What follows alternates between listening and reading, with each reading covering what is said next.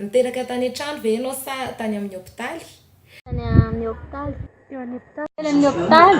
Tany amin'ny hôpitaly. Hôpitaly any niteraka. Tany amin'ny hôpitaly. Tany amin'ny hôpitaly. Tao amin'ny hôpitaly. Tany amin'ny dokotera. Tany amin'ny dokotera. Tany amin'ny hôpitaly any safidy niteraka satria mbola vao zaza voalohany dia somary mbola natahotahotra kely hoe sao dia hisy complication. Tany amin'ny hôpitaly. Niteraka tany amin'ny hôpitaly. Niteraka tany amin'ny hôpitaly.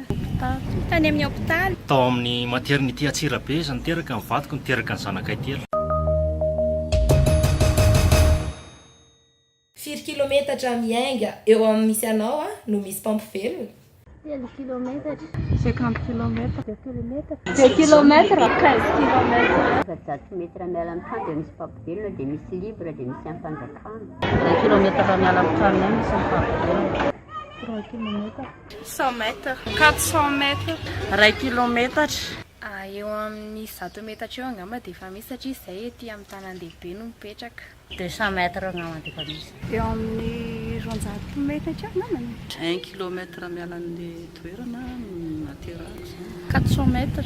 2 kilometatra. Mpampivelona tsy dia lavitra loatra sa 100 metatra dia efa misy fa alehoany any amin'ny hôpitaly. Raha tsy misy mpampivelona dia iza no manampy mampiteraka? Mpiara-monina.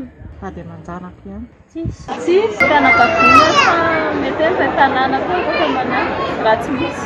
Rehefa tsisy mpampivelona dia tsisy manampy izany. Vady aman-janako manampy ihany.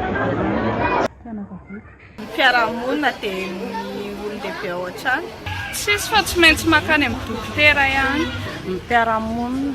Efa hitako teo amin'ny fiarahamonina misy anahy izao hoe misy an'izany renin-jaza izany satria ny mpanampiko izao efa nisafidy hanantona an'ireny izy rehefa hiteraka satria natahotra hoe sao dia lafo be no miteraka any amin'ny hôpitaly. Ny olona teo an-tanàna ihany no fanampy.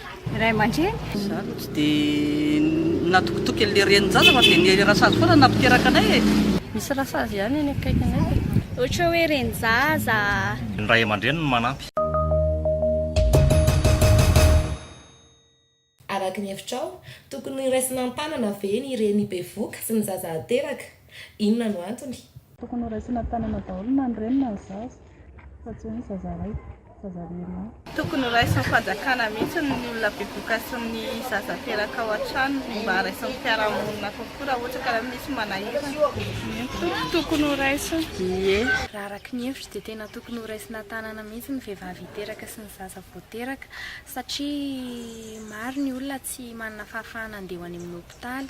Mieritreritra izy zareo hoe lafo be ny miteraka any amin'ny hôpitaly dia lasa miteraka any an-trano zareo dia avy eo lasa misy complication ilay izy avy eo ny fahadiovana tsy voatandrina tsara ny trano ny olona mampiteraka tsy nianatra an'ilay izy akory dia mety hitrangany hoe sanatria fahafatesan'ny reny, fahafatesan'ny zaza na fahafatesan'izy roa miaraka. Raisina tanana ny fiterahan'ny reny any amin'ny hôpitaly dia andeha any amin'ny hôpitaly daholo ny olona rehetrarehetra dia ena ny tahampahafatesan'ny reny sy ny zaza eo am-piterahana. Araka ny hevitra dia tokony ho raisina satria efa misahirana ny olona amin'izao. Tokony raisin'ny fanjakana tanana satria indrindray misy an'ilay fahasarotana fiterahana dia ny vola amin'ilay izy izany lafo be. Tokony raisin'ny fanjakana mihitsy raha ny tena izy. Hitanao ny fahasarotana inona moa ny fiterahana zao dia tsy maintsy tonga dia hôpitaly ihany no tena amiko aloha dia ny hôpitaly ihany mihitsy ny tena ny ilaina e. Tokony hoe ho raisina satria zaza nge no avy firenena.